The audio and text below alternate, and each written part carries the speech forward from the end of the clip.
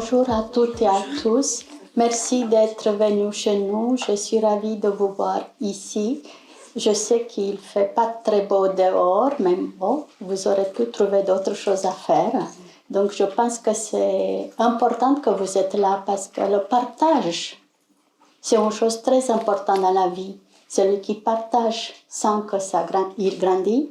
Celui qui reçoit se sent beaucoup mieux parce qu'il a reçu des avis ou des messages qui lui font plaisir.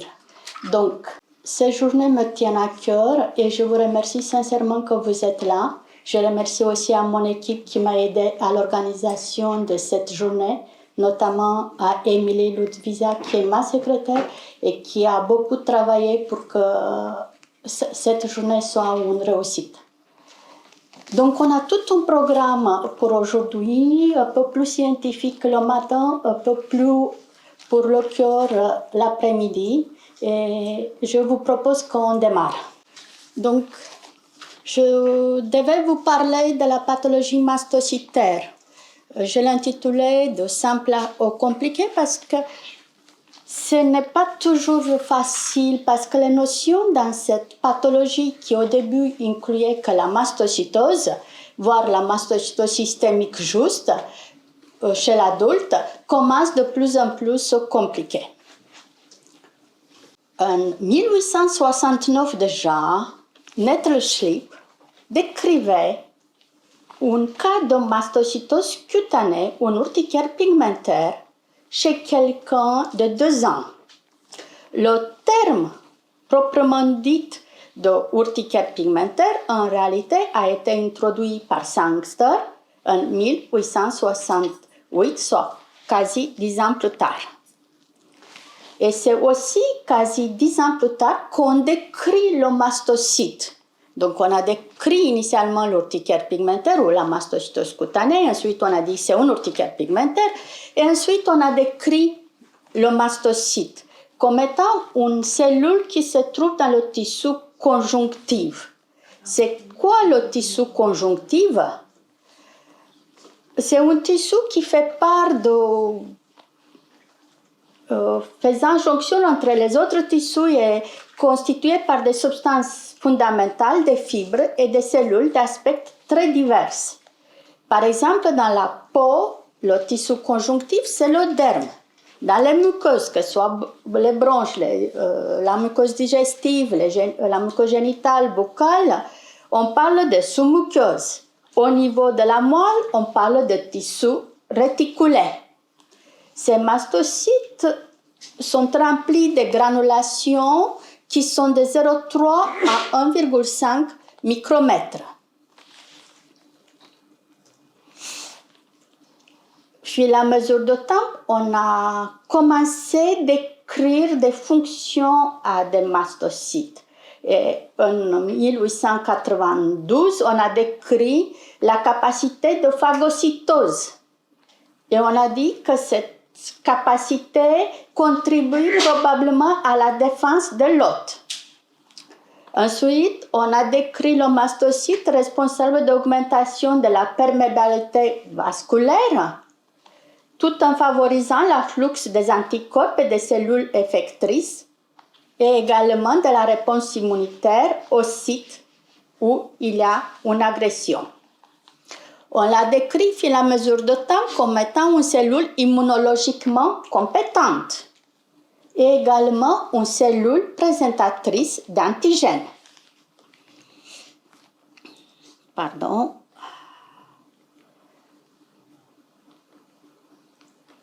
Je vous ai mis un film, si j'arrive à le faire bouger, oui, de mastocytes pour que vous saisissiez un peu comme cette cellule, en contact avec quelque chose qui le stimule, va dégranuler. Vous voyez ces parties rouges qui représentent ce qu'il sécrète, et vous voyez que ça apparaît à peu près entre 15 et 20 minutes après le contact avec la substance qui les stimule. Et donc, par conséquence, ces substances vont partir dans notre organisme et vont cibler certains organes par la suite. Je vous arrête le film là si j'arrive, mais je vais essayer de passer plus loin. Longtemps, on a décrit le mastocyte comme étant soit un mastocyte de tissu conjonctif, soit un mastocyte de muqueux. Évidemment, celui de muqueux se va retrouver dans le tissu sous-muqueux. Ils seront impliqués dans la surveillance immunitaire et la réponse aux agents pathogènes et libèrent des cytokines et des chymokines et des protéases. Les mastocytes de tissu conjonctif se trouvent dans le tissu conjonctif proprement dit. Ils sont responsables de la réponse immédiate aux allergènes, aux parasites et libèrent de l'histamine, des prostaglandines et des leucotriènes, provoquent une inflammation et lisent le corps. En 2023, en juillet 2023, on a commencé à dire il y a des mastocytes périvasculaires, celui de tissu conjonctif, des mastocytes cutanés, on les sépare un peu, et des mastocytes séreux ou muqueux. Donc ça, on le disait en juillet 2023. En octobre 2023, il y a un papier qui a été publié et qui décrit au moins 6 types de mastocytes à l'être humain. Évidemment, c'est des analyses beaucoup plus poussées qui nous permettent d'affirmer ces 6 types de mastocytes. Mais vous voyez, la science avance. Longtemps, on a dit sont muqueux et conjonctifs. Après, on a dit sont muqueux, conjonctifs et cutanés séparément. Et tout d'un coup, on dit maintenant, en réalité, ils sont 6 types de mastocytes dans notre organisme. Revenons-nous à l'histoire. En 1949, Elie décrit le premier cas de mastocytose systémique. En 1987, on fait une corrélation entre le taux de la tryptase sérique et la mastocytose, et cela est fait par Schwartz. En 1993, on découvre la mutation KIT par quelqu'un qui s'appelle Langley. Et on décrit que cette mutation KIT qui est auto-activatrice, qui va stimuler l'activité de mastocytes, est une mutation qui est acquise. En 2001, on décrit les premiers critères diagnostiques de la mastocytose systémique par conséquence, avec le critère majeur et 4 critères mineurs.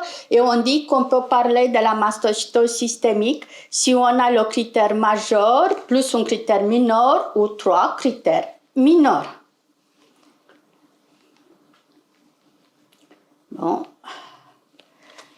En 2022, on va upgrader ces critères diagnostiques de la mastocytose et en fait, on parle plus de la mutation KIT D816V, on dit que si c'est une mutation activatrice de KIT, c'est une mutation compatible avec un critère mineur de mastocytose systémique.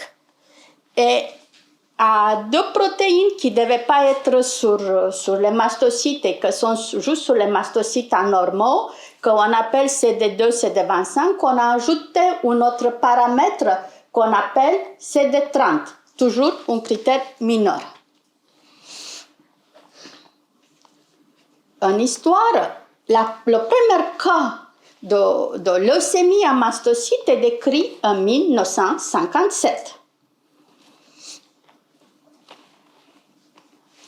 Comment on fait le diagnostic de la leucémie? Mais on regarde sur le frottis de la moelle si on a plus de 20% de mastocytes. S'il y a plus de 20% de mastocytes sur le frottis de la moelle, on parle d'une leucémie. Ensuite, on pourrait parler d'une leucémie à mastocytes aigus si on trouve beaucoup de mastocytes dans la moelle immature.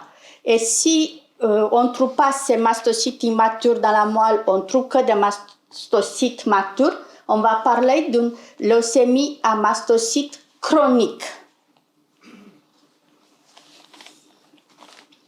2001, quand ça a été fait, les premiers critères diagnostiques de mastocytose a été classifié aussi la mastocytose. Et on parlait de la mastocytose cutanée, d'une mastocytose systémique et d'un sarcome à mastocytes.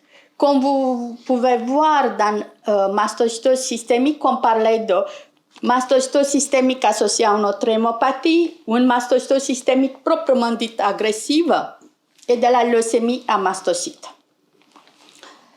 2016, il apparaît la première thérapie dédiée à la mastocytose systémique avancée. Tout d'un coup, dans nos classifications de mastocytes, on commence à diviser les mastocytes en avancés et non avancés.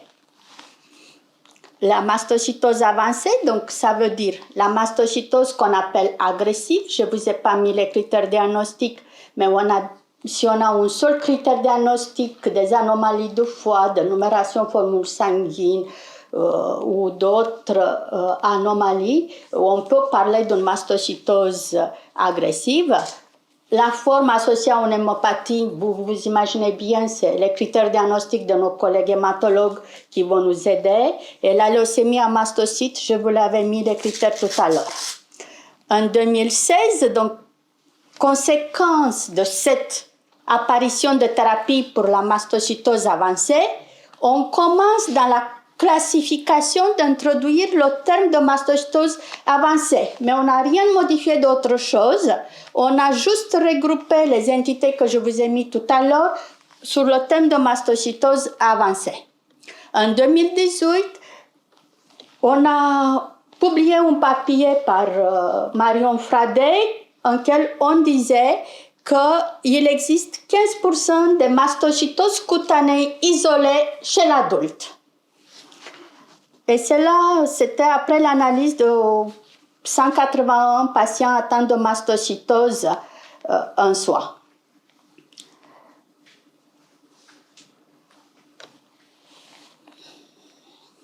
On a prouvé en même temps que les symptômes d'activation mastocytaire, en réalité, ne nous permettent pas de différencier une mastocytose cutanée isolée d'une mastocytose systémique.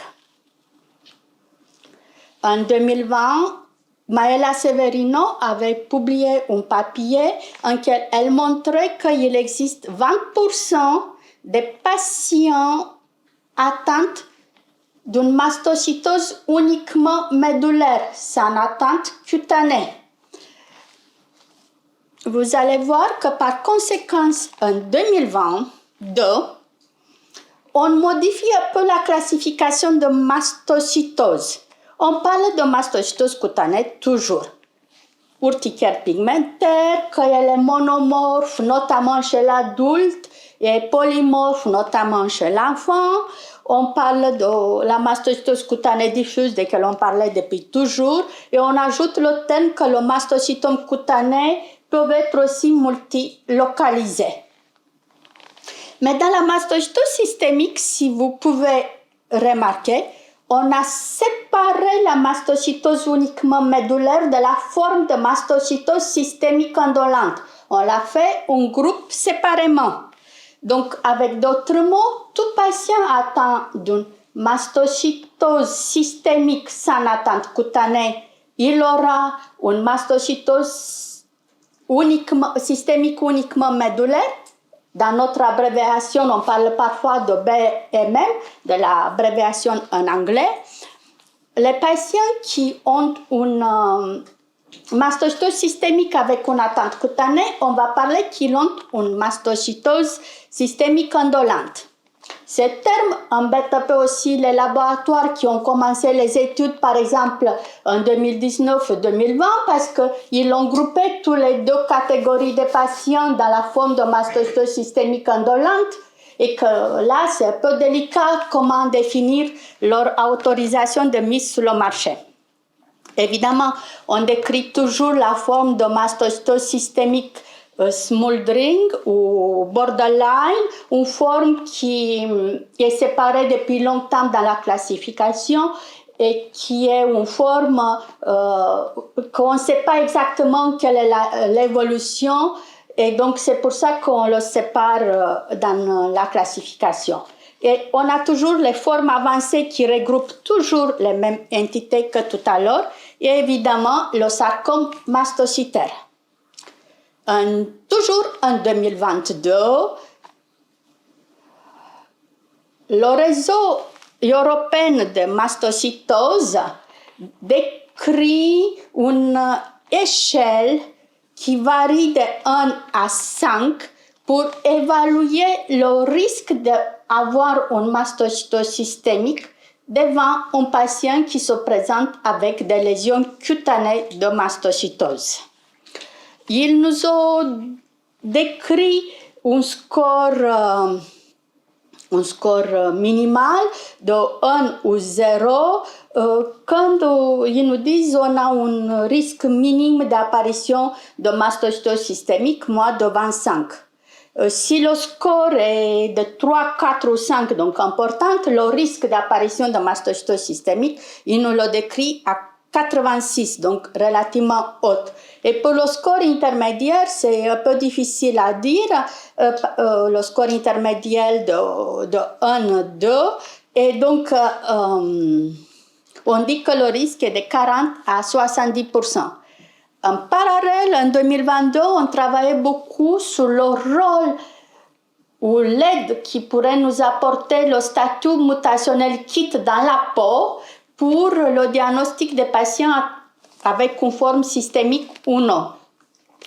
Et donc, on a ajouté à cette échelle décrite par le réseau européen la présence de la mutation KIT dans la peau, et donc l'échelle devient tout d'un coup de 1 à 7. Et si on regarde là, je pense, oui, vous voyez que si le score est élevé, que ce soit une échelle ou une autre, les résultats sont similaires. On n'a quasi pas de mastocytose cutanée et on a des mastocytoses systémiques. 62,6 par le score décrit par le réseau européen et 80,8 par le score que nous, on a modifié en ajoutant la mutation KIT. La partie relativement intéressante, c'est quand on a un score faible. Mais quand on a un score faible, le score européen va nous donner quand même 16,4% des patients comme ayant une mastocytose systémique, tant qu'avec la formule qu'on a modifiée, on n'a que 2,11% des patients qui ont une mastocytose systémique. En parallèle, pour faire compliqué et pas simple, on a commencé à décrire le SAMA. SAMA, on a commencé à le décrire 2011-2012. 2011, c'est Muldering qui le décrit comme une activation accrue et inappropriée des mastocytes avec libération inappropriée des médiateurs, mais sans infiltration des mastocytes. Et il nous décrit parmi les critères diagnostiques, évidemment, avoir des symptômes, mais il dit s'il y a n'importe quel médiateur mastocytaire augmenté, tout en sachant qu'en même temps, on n'est pas capable de doser tous les médiateurs mastocytaires qui sont sécrétés, parce que vous savez qu'ils sécrètent quasi une centaine de substances, donc la médecine n'est pas capable de doser tous ces médiateurs. Mais bon, c'est comme ça qu'il décrit le SAMA. En 2022, Valente, qui est le pape de la mastocytose dans l'Europe, décrit pareil l'activation mastocytaire comme cette activation accrue et inappropriée des mastocytes sans infiltration d'organes. Et il nous décrit 3 critères diagnostiques pour porter quand même le diagnostic de syndrome d'activation mastocytaire. Pourquoi cela? Parce qu'un patient peut avoir par exemple une atopie et une maladie chronique intestinale inflammatoire. Et dans ce contexte, on peut à tort parler d'un syndrome d'activation mastocytaire parce qu'il a des autres maladies qui nous expliquent par exemple l'atteinte de deux organes. C'est que par ailleurs les critères diagnostiques nous proposent. Mais ils nous proposent également comme critère diagnostic un critère biologique prouver que la tryptase, le médiateur qu'on sait au mieux doser, augmente pendant une crise par rapport à la période hors crise selon une formule bien définie. Ou d'autres médiateurs comme prostaglandine D2 ou les métabolites urinaires, l'histamine. Comme vous le savez, l'histamine n'est pas remboursée par la sécurité sociale, donc il est très compliqué en pratique de le faire. Il faut avoir également un critère thérapeutique parce qu'il faut que le patient soit amélioré, au moins partiellement, par les thérapies symptomatiques qu'on a l'habitude à utiliser. Les choses avancent, se compliquent. 2018. Donc 2011-2012, on décrit les premiers cas de syndrome d'activation mastocytaire. 2018, 7-8 ans plus tard, on parle de hypertryptasémie et on le décrit à 5 à 6% des personnes de la population générale. En même temps, il y a une publication qui a été faite par l'équipe française en disant qu'en fait, il y a 10% si le patient est touché de mastocytose, il y a 21,6% si le patient est atteint d'un syndrome d'activation mastocytaire et il y a 5,7% dans la population générale. En parallèle, on définit les techniques d'identification des copies de la mutation KIT. Cette mutation KIT se retrouve sur les mastocytes, mais se peut retrouver aussi sur d'autres cellules. Et donc, l'ensemble des copies identifiées, on appelle, nous, dans la médecine, de la charge allélique. Les techniques qui ont été définies, c'est soit le DDPCR, soit le ASOQ-PCR. Les résultats, en général, sont donnés dans un pourcentage. 0,1% des cellules examinées, 3% des cellules examinées. Je ne vous ai pas mis, mais en général, dans la mastocytose systémique avancée, on a des taux très hauts de la charge allélique. Dans la mastocytose systémique indolente, on a des charges alléliques très bas. Parfois, les laboratoires ont la tendance à nous dire à peine identifié parce que c'est 0, on sait également que si on a un cas de mastocytose systémique indolente avec une charge allélique supérieure à 2%, c'est quand même un peu de mauvais pronostic par rapport à quelqu'un qui a une charge allélique inférieure à 2%. Un autre papier, je vous ai mis le papier français qui dit qu'il y a 10,7% des patients parmi les patients atteints de mastocytose qui ont une mutation de hyperalpha-tryptasémie. Un autre papier, toujours de 2022, nous dit qu'il y a 17 à 18% des patients porteurs de cette mutation parmi les patients atteints de la mutation de hyperalpha-tryptasémie, parmi les patients atteints de mastocytose. Donc, si on désire parler de la pathologie mastocytaire chez l'adulte, souvent ces patients ont des symptômes qui intéressent au moins deux organes. On peut parler par exemple de syndrome d'activation mastocytaire, s'il y a la mutation de TPSAB1 ou TPSB2, sont les mutations de hyperalpha-tryptasémie, on va parler d'un syndrome d'activation mastocytaire secondaire. S'il y a une autre hémopathie associée, on va parler également d'un syndrome d'activation mastocytaire secondaire. Si le patient est porteur de cette mutation D816V ou exprime des protéines qu'il ne devait pas exprimer, le CD2, CD25, voire CD30, on va parler d'un syndrome d'activation mastocytaire clonale. Et s'il n'y a aucune étiologie que je vous ai mis plus haut, on va parler d'un syndrome d'activation mastocytaire idiopathique. Également, on peut avoir une mastocytose. Une mastocytose avec des lésions cutanées.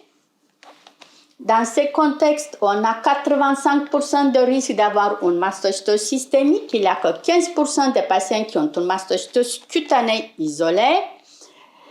Mais on peut aussi suspecter celle-là chez un patient qui n'a pas de lésions cutanées.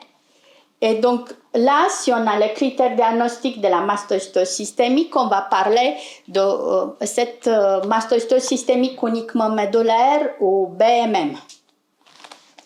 Mais on peut aussi avoir deux organes qui sont touchés et avoir une autre pathologie. On peut avoir de SED, dans l'os, de syndrome. On peut avoir d'atopie. On peut avoir de maladies chroniques intestinales digestives. Donc, on peut avoir beaucoup d'autres pathologies. Évidemment, si le patient a des lésions cutanées et qu'on n'a trouvé aucun critère de mastocytose systémique, on va parler d'une mastocytose cutanée isolée.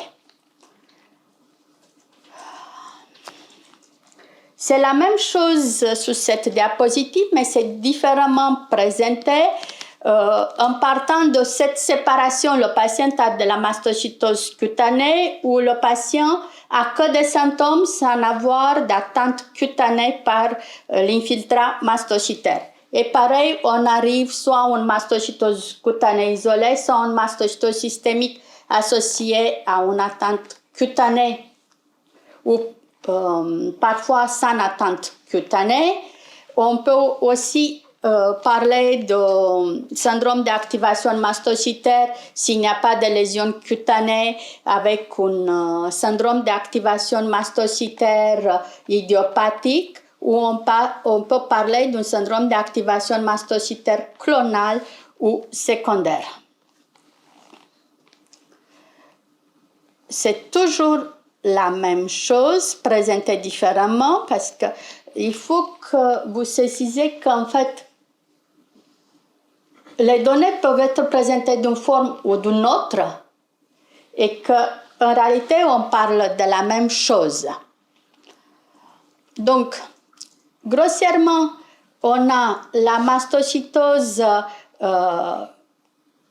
chez l'adulte cutanée, on a la mastocytose systémique avec les diverses formes et on a le sarcome mastocytaire. On a aussi la possibilité, en fonction de critères diagnostiques, là j'ai les critères B qui représentent la charge tumorale et il faut avoir au moins deux critères pour parler d'une mastocytose systémique borderline et on a les critères C, on doit avoir un seul critère pour parler d'une mastocytose systémique agressive. Et je vous ai mis une dernière diapositive sur la représentation de le groupe Ceremast en France. Groupe Ceremast qui fait partie, réseau Ceremast qui fait partie en réalité de la filière qu'on appelle la filière Marie. Voilà ce que je voulais vous partager aujourd'hui de la pathologie mastocytaire. Si vous avez des questions, n'hésitez pas. Oui. Alors moi, la question, c'est pour les anciennes qui ont été diagnostiquées mastocytose systémique, est-ce que vous refaites des recherches sur les nouvelles avancées? Oui, souvent les recherches on le fait sur les nouvelles avancées si le patient commence à avoir des symptômes ou des choses qui perturbent l'évolution classique. Dans ces contextes, on commence à poser des questions pourquoi et on essaie de s'adapter à les nouvelles données, bien entendu. Parce que c'est vrai qu'il y a eu des grosses évolutions avec des critères différents maintenant. Bien sûr, les critères sont différents, mais les critères de diagnostic de la mastocytose systémique n'ont pas vraiment beaucoup avancé. Ils parlent d'une mutation activatrice au lieu de parler de la mutation D816V et ils ont ajouté le CD30 parmi les CD2, CD25. Donc, ce n'est pas une avancée énorme et celle-là, c'est depuis 2011 jusqu'à 2024. C'est quasi 24 ans, 23 ans. Et l'alpha-tryptasémie, vous la recherchez pas? L'alpha-tryptasémie, il est recommandé chez un patient qui arrive avec des symptômes et avec une tryptase supérieure à 8 de le chercher. Pour un patient que je suis et qui a une mastocytose systémique et que sa tryptase sérique reste dans la limite de la normale ou augmentée mais stable dans le temps et avec des valeurs qui sont inférieures à 200, je n'ai pas l'habitude de chercher cette mutation génétique de hyperalpha-tryptasémie, peut-être à tort. Pour les patients qui ont une mastocytose systémique indolente bien diagnostiquée et qu'ils ont des valeurs de tryptase sérique supérieures à 200, je cherche systématiquement la recherche de HAT et de ce que je me souviens, souvent j'ai un résultat positif. Peut-être que je devais le rechercher à tout le monde, mais c'est quand même un peu compliqué comme quand le patient reste à des valeurs stables. C'est discutable. Oui, Laurent. Si je peux compléter, je suis Laurent Guimineau, je suis allergologue. Et c'est vrai que régulièrement, en fait, on a des patients qu'on voit avec des symptômes pour lesquels on se pose des questions, n'étant pas très sûr de l'origine allergique des symptômes. Et c'est vrai que l'hyperalpha-tryptasémie familiale, le problème, c'est qu'il y a des patients asymptomatiques qui sont porteurs de la mutation. Je ne sais plus quel est le pourcentage, mais quand même... C'est 5 à 6% de la population générale. Et en fait, le truc, c'est que non seulement on n'est même pas sûr qu'en trouvant la mutation, il y a un lien avec les symptômes, et deux, en fait, on n'a pas de traitement spécifique. Donc ça sert à rien.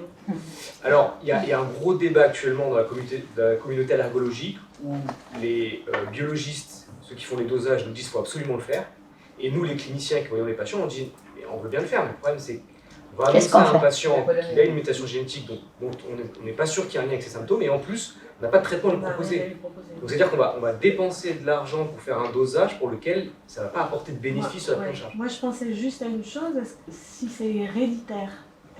Cette fois-ci, cette mutation elle est héréditaire. Elles sont transmises soit par la mère, soit par le père, et on peut le transmettre chez les enfants. Juste, j'ai le patient lambda qui vient me consulter. Il est symptomatique. Il a une tryptase à 9, j'ai fait la recherche de hyperalpha-tryptasémie, il est sorti positif. Je vois sa mère, je vois son père, aucun symptôme. Comment il est difficile à lier les symptômes de patients qui est venu me voir à cette hyperalpha-tryptasémie tant que ses parents n'ont absolument aucun symptôme et que c'est quand même un de ces deux qui a transmis cette trait génétique à son enfant.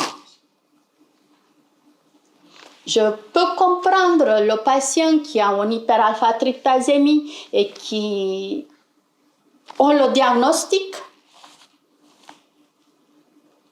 qu'il se pose la question vis-à-vis de ses descendants. est-ce qu'ils sont atteints ou non. On a aussi des critères diagnostiques qui nous disent s'il faut le doser ou rechercher ou non. Et d'habitude, on respecte cela pour répondre à la question du patient bien précis qui est devant nous. Après, comme Laurent vient de vous dire, ok, on sait qu'ils ont aussi une mutation de hyperalpha-tryptasémie, mais ça ne va rien modifier dans la conduite à tenir un mois aujourd'hui. Peut-être que dans 5 ans, ça va modifier. Mais aujourd'hui, on ne sait pas où. On hésite, on a la tendance de dire des choses sans le dire. C'est compliqué encore. D'autres questions? Oui. Oui, si on a été diagnostiqué avant d'avoir trouvé le gène par la suite, est-ce qu'il est possible de refaire des analyses pour voir si le gène... De l'hyperalpha-tryptasémie est positive ou non? Oui. Bien sûr, mais ça dépend du taux de la tryptase de la personne. Si le taux de la tryptase est inférieur à 8, on ne va pas faire ce type de recherche. Si le taux de la tryptase est supérieur à 8, on peut toujours le faire. Mais tout en sachant que ça ne va pas modifier en immédiat la conduite à tenir vis-à-vis du patient. C'est pour savoir si, comme vous avez parlé de transmission...